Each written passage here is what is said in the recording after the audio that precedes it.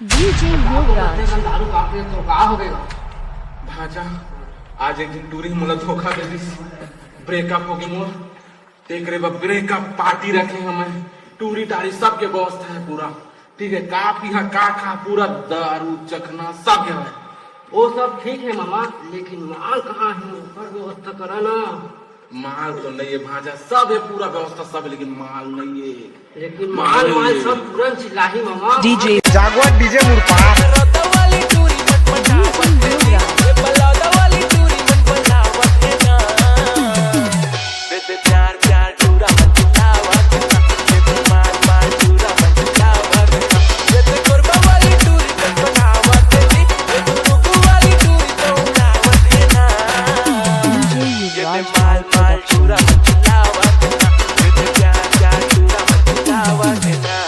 जागवार DJ Murpa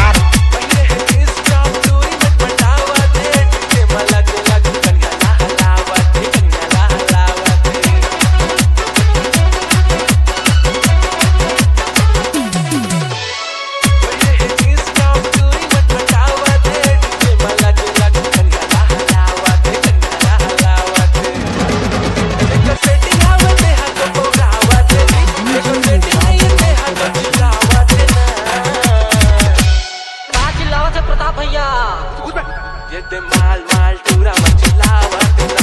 दे प्यार प्यार टूरा मचलावत ना जागवार डीजे मुरपा